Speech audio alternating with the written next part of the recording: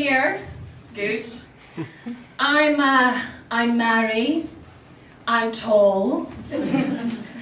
Could have been a little bit shorter had my mother not stuck her finger into my spine every time I stood up saying, "Now Mairi, stand up straight.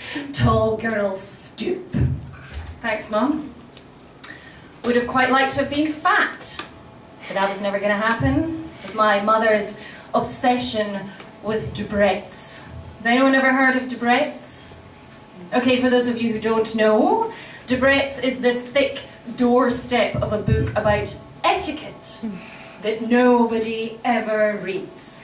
Apart from the royal family, most probably the Middletons, and my mother. So just to give you a little scene here, there I am, 6 years old, at my grandmother's house. The table in front of me is laden with food. It's positively oozing. There's cakes, there's scones oozing with jam and butter, chocolate cake, and my mother takes me quietly aside to another room and says, "Now Mairi, don't eat the good cakes. We save them for other people. We're polite." It's amazing how excited I can get by a plain digestive biscuit, even to this day. You know, the worst thing that she did for me was to give me my name. Mairi. M-A-I-R-I. Mairi.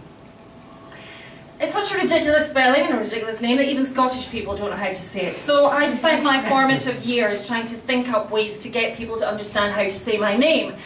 And when I got to be a teenager, I came up with a line that I thought would work. "Hi, my name's Mairi, as in, will you marry me?" Which usually resulted in my teenage compatriots falling about laughing at the thought of anyone ever wanting to marry a 6-foot beanpole still in a vest. With a moustache. But you know what? I beat the bullies. I am married. Yay. Thank you.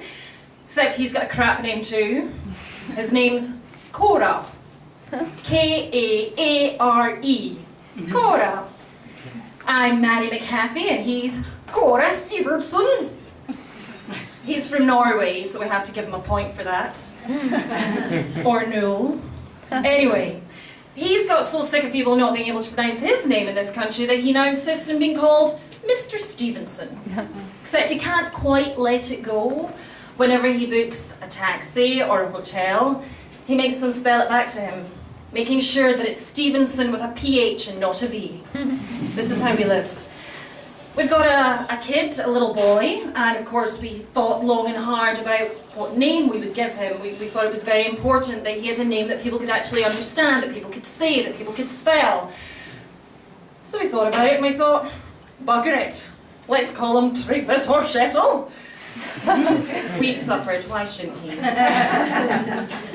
It's a very important identity, and when I was pregnant I kind of wasn't really up for this whole mum thing, so I took it a little stage further and decided that the word mum and mummy was going to be banned from our household, and I was simply going to be Chief Executive Carer. That way I get a little corporate identity, I sound quite important and maybe even a little bit glamorous. Except it doesn't work.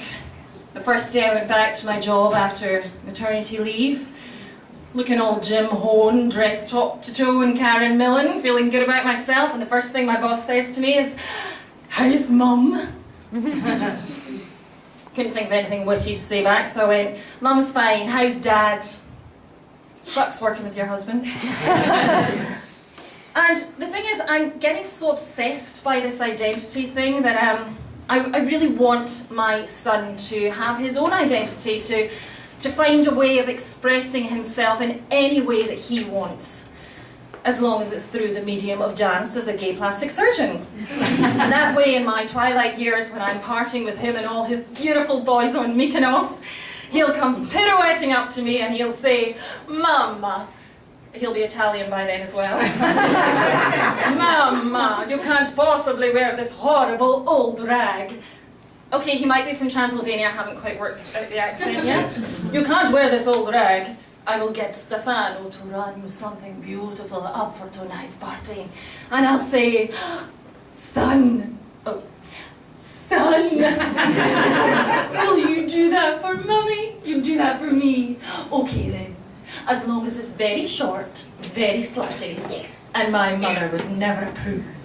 And he'll say to me, okay, Mama, anything for you. But could you get your bloody finger out of my spine? I've been Mairi McHaffie. Thank you very much.